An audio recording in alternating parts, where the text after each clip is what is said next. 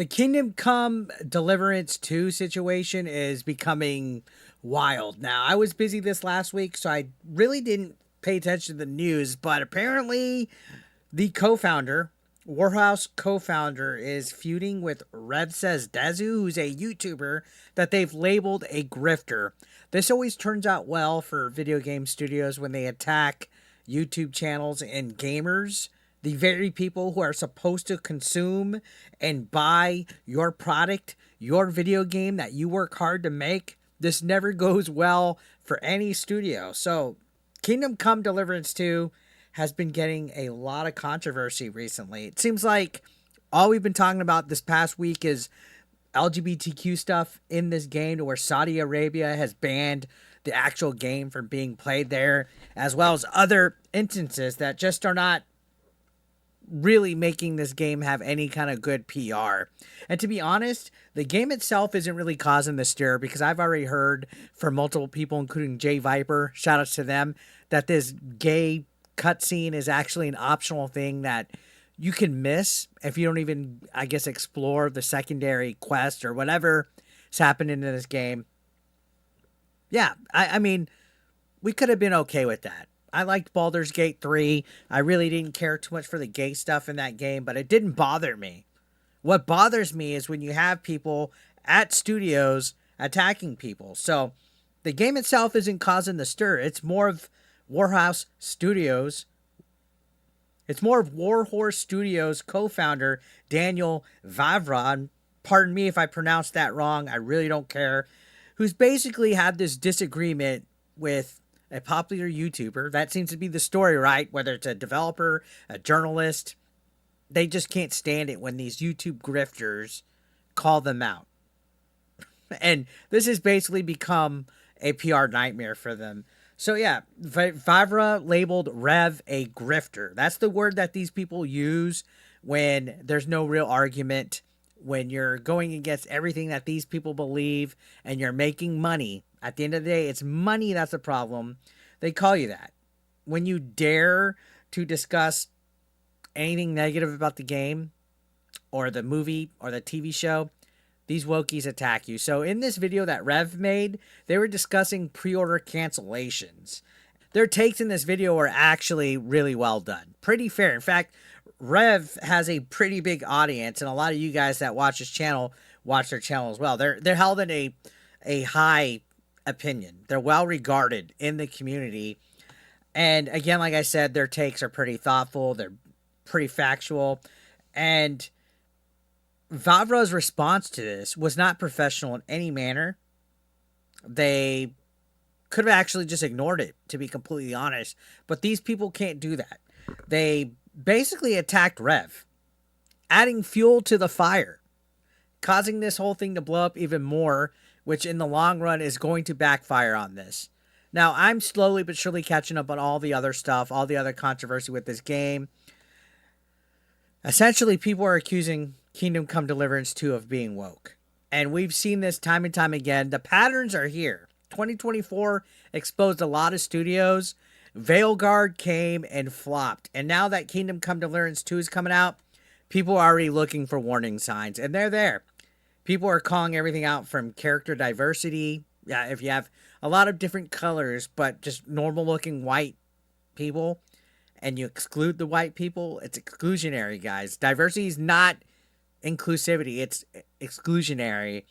On top of that, Vavra made this whole insane detailed thread on X, clearing the air on everything that people have been saying about it. There's optional romantic scenes. It just, honestly, for Vavra to come out and make this response, it's a little bit much. It came across as a little too defensive. And sure, his explanations were pretty detailed. They were solid. He was given context to everything. And if he would have left it at that, it probably would have just, people would probably would have just settled down and just moved on, right? But no. The second that this individual, who's a professional, a co-founder at a studio, attacked a YouTuber, label him as a grifter, it just negates everything. All goodwill, all professionalism, whatever, negated it. In fact, if anything, it made him look like a retard. And ironically, Rev has actually defended this game in the past for harsher things. And for Vavra to be hostile towards them for raising valid points and talking about, certain things with this game that were pretty fair and valid, that's not a good sign. And people turn away from that. Consumers turn away from that. People watch us, okay? Our stupid audience that can't think for themselves, they watch us and they see what studios, journalists, Discord community managers, Reddit mods, they see how you guys act and they form an opinion on it. It's a turnoff. It's off-putting for a co-founder of a studio to act in this manner. Now, Vavra claimed that the pre-order cancellations weren't due to backlash and called them a grifter in response to it, accusing them of sensationalizing the issue. And Rev responded with receipts. They responded calm, cool, and collective and said, hey, I'd never used inflammatory language. Why are you coming at me with these accusations of it? And this is the Streisand effect, guys. This is a Streisand effect that happens time and time again. But after this, Vavra doubled down, showing how out of touch they are. 110%. And this is everybody that makes games now.